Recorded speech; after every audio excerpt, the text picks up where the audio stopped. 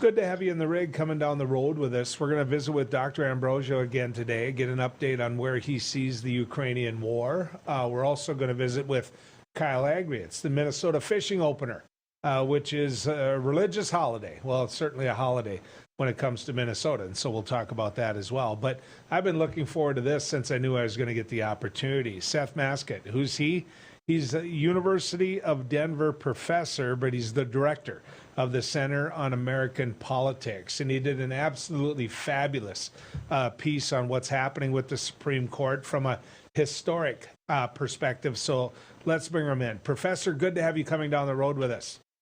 Thanks so much for having me on today. Yeah, I want to talk to you a little bit about the piece that you did. Really what you wrote was that the end of an era might be here in terms of dominance of the Supreme Court and basically the dominance of the Democratic Party, even though there have been Republicans elected in the middle of all that. Speak to this, if you will. Yeah, I was really seeing this as, in some ways, like the end of a century-long, sort of idea that the Democrats sort of had the narrative under control, that we were seeing the social world moving in kind of a liberal direction. As I said, this all kind of started in some ways kind of an accident of history, that the Great Depression started in 1929 on the Republicans' watch. And as a result of that, Democrats won a bunch of big elections in the 1930s and 1940s and really dominated the presidency and the Congress for several decades in the mid-20th century. That meant they got to control who sat on the Supreme Court, who sat on federal benches across the country. And we're really, over the last few decades, we've really seen that wave finally ebb. And Republicans become much more competitive and, now basically control the Supreme Court. And that has led to just a very different series of rulings, I think kind of culminating with what we're seeing in the Dobbs case about abortion rights. There's some things in the article that jump out at me. Number one, to back up what you said, of the 22 open Supreme Court seats we've seen since 1933, we've seen 17 filled by Democratic presidents. That makes the whole point of your article. That right there shows it. Yeah, it was that like 30-year stretch from the early 30s to the late 60s.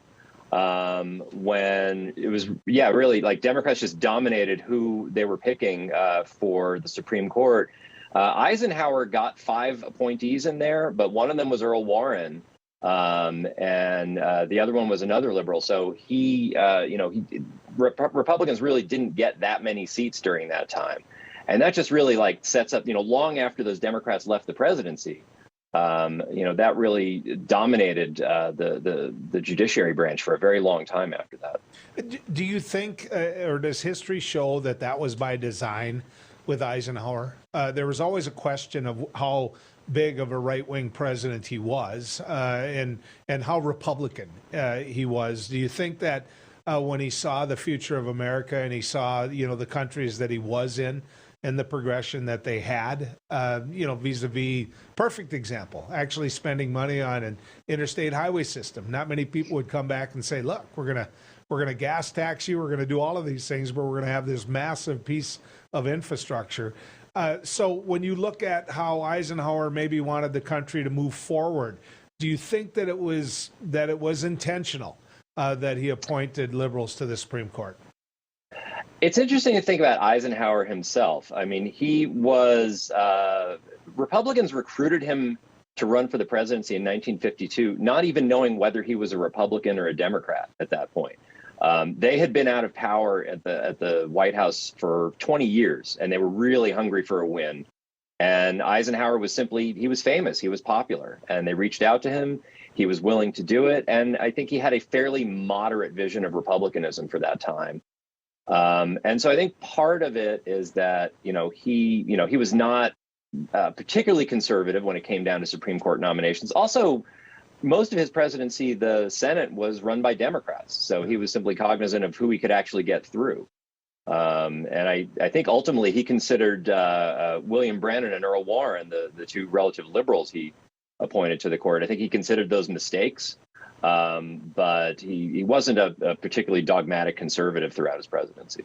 So, going back in time and looking at some of these appointments that were made and how they came about, number one, and how the hearings went, there's this perception that there's much more contention when it comes to Supreme Court justices now than what there has been in the past. Now, that being said, I'm old enough to remember the Bork hearings. But when you take me back in time, what do you see? Were these appointments that were made by the president and just formalities by the Senate, or what did you find?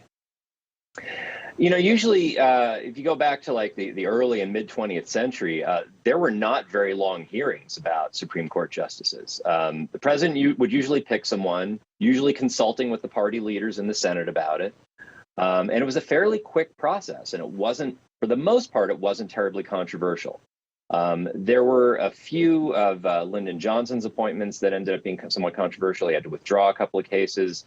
And then, of course, you get the Reagan presidency where, he nominates Robert Bork. It turns out to be a very controversial nominee. There's a lot of Senate hearings about that. Bork is ultimately defeated. And then Clarence Thomas under Bush.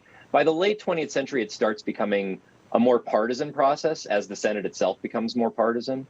And you start to see justices mostly winning confirmation, but by narrower margins, by much more, party line votes. And the ones over the last decade or two have been much more party line votes. It's just harder for justices to pick up votes from people within the other party. And so, what happened with President Biden's most recent nomination, that was pretty much in line with what we've seen. Fairly contentious, fairly partisan hearings, and then pretty much a party line vote once it comes down to the actual vote. Well, there is a price that as a senator you can pay. My sister was a United States senator, a Democrat in a Republican state that was very, very popular, which is how she got there in the first place. But she voted against Judge Kavanaugh. The famous line of, "Hey, I believed her," was Heidi's line. That being said, she paid a price for it. And so these senators, when they look at this hearing, Joe Manchin, others, are they looking at it from that perspective, do you think, rather than the individual?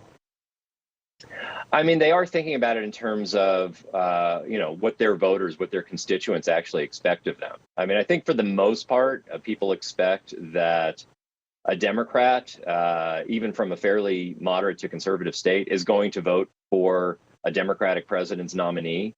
But there will be some pressure, and there can be some pushback for that sort of thing. A lot of where the pressure lies is in, more moderate Republicans, someone like, Susan Collins, or even Mitt Romney, who I think was feeling some sort of pressure on that, where it doesn't really have much to do with whether they see the candidate themselves as qualified or capable of serving on the court. But simply, it's just, Supreme Court cases have become very high profile. People pay attention to them. It kind of absorbs national news for several weeks while it's going through the Senate. And they know that, their most passionate and partisan voters are paying attention to this. And if they vote for someone who's seen as out of step with their state, they may pay a price for that at the next election. They're aware of that. So, the whole premise of your article is that this could signal the end of a Democratic era. Does that mean that we're in the beginning of what could be a Republican dominance, that we're going to be, it's just going to reverse itself, and any policies that go through Congress that are challenged, that go to the Supreme Court, if they don't pass the Republican litmus test, they're dead?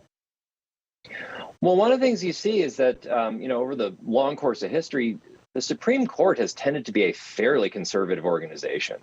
For one thing, it's just, it sort of rules. It's just one of those things that it kind of adds a drag to policymaking. It makes things, it tends to slow down government somewhat. But also, before the Warren Court era of the mid 20th century, it tended to rule in favor of, whatever the conservative party was at the time. It tended to rule on the side of big business against organized labor. It tended to rule, against civil rights groups. The Warren Court was in many ways kind of the exception in history. And, one thing that I was suggesting in this piece is we may be returning to something more like that historical norm. I mean, another thing, to think about is that you never really know what's going to shift things. I mean, few people obviously saw the Great Depression coming and, the huge impact that would ultimately have on American politics.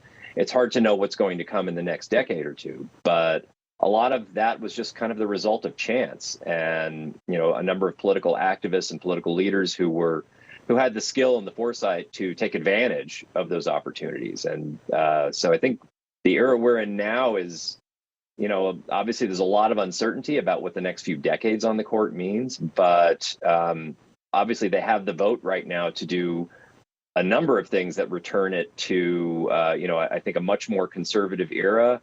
They have the votes to overturn Roe. I don't see that shifting anytime really soon.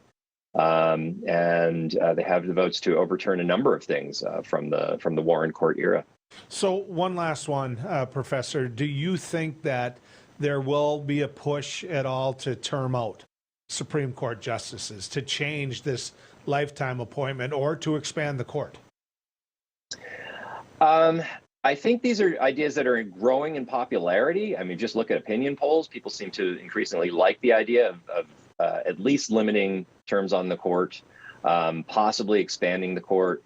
I don't think Democrats have the votes right now to do that. There may be like 46, 47, maybe even 48 senators who are in favor of it. But from what evidence we have, I don't think Joe Manchin supports it. I don't think Kyrsten Sinema supports it. And I think it'll be a while before Democrats have a large enough margin to shift that. Republicans seem much more happy with the current system, where they're really in control of it. I don't think they're really interested in reforming that or changing the shape or the size of the Supreme Court anytime soon either. So it may be there's growing popularity for this, but I don't see this shifting anytime soon. It is a wonderful piece. I hope you take the time, folks, to go find it.